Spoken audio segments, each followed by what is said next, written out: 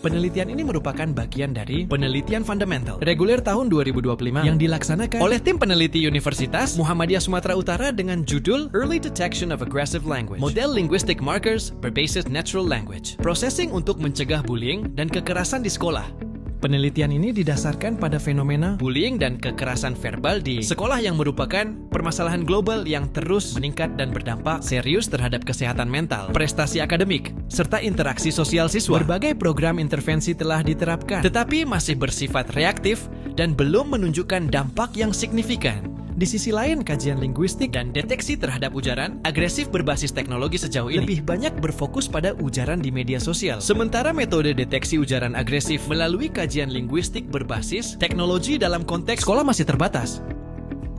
Secara umum, tujuan penelitian ini adalah mengembangkan model penanda linguistik atau linguistic markers yang mampu mendeteksi bahasa agresif secara dini berbasis analisis linguistik korpus dan natural language processing. Model ini diharapkan dapat menjadi dasar preventif dalam upaya pencegahan bullying dan kekerasan verbal di sekolah lintas jenjang pendidikan.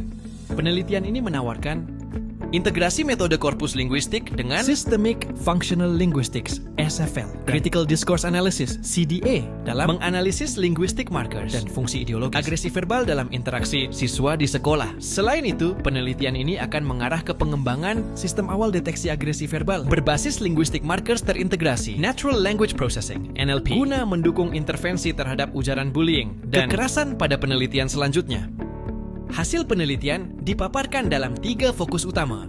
1. Linguistik korpus meliputi pola frekuensi, kolokasi, dan pilihan leksikal. 2. Linguistik fungsional sistemik meliptu mood dan organisasi tekstual. Dan 3. Analisis wacana kritis dengan berfokus pada praktik diskursif dan praktik sosial. Secara holistik, ketiga perspektif ini memperlihatkan bagaimana agresi diwujudkan tidak hanya pada tataran leksikal dan gramatikal, tetapi juga dikonstruksi bersama dalam dinamika interaksional dan berakar pada kerangka ideologis yang lebih luas.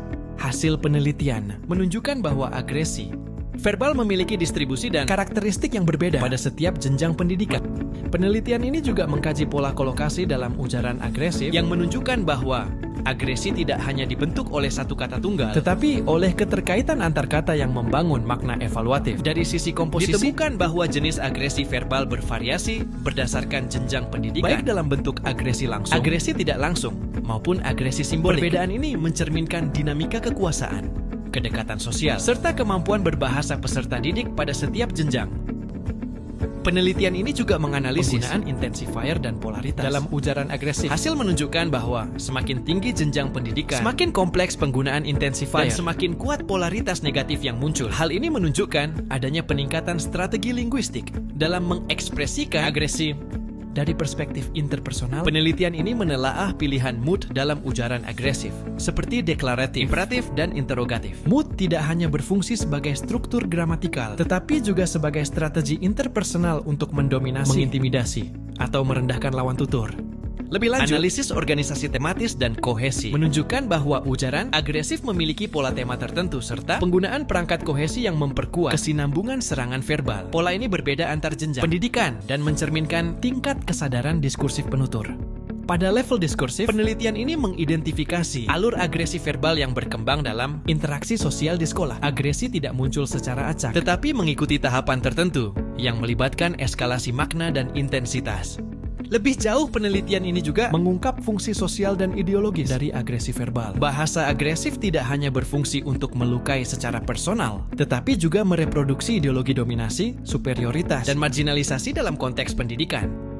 Sebagai kesimpulan, penelitian ini menegaskan bahwa pendekatan linguistik berbasis korpus dan NLP memiliki potensi besar dalam mendeteksi agresi verbal secara dini. Model linguistic markers yang dihasilkan diharapkan dapat menjadi dasar pengembangan sistem deteksi otomatis yang mendukung terciptanya lingkungan sekolah yang aman, inklusif, dan berkeadaban. Dengan demikian, penting adanya intervensi berbasis wacana yang sesuai dengan usia, sekaligus berkontribusi terhadap bidang linguistik terapan dan korpus linguistik dengan menyoroti dimensi linguistik ideologis dari agresi verbal sehingga memperkaya pengembangan teoretis maupun penerapan praktis di konteks pendidikan. Terima kasih kepada Direktorat Riset Teknologi dan Pengabdian kepada Masyarakat Kementerian Pendidikan Tinggi, Sains, dan Teknologi Republik Indonesia yang telah mendanai program penelitian ini. Ucapan terima kasih juga disampaikan kepada Universitas Muhammadiyah Sumatera Utara, khususnya Lembaga Penelitian dan Pengabdian kepada Masyarakat yang telah memfasilitasi kegiatan penelitian ini.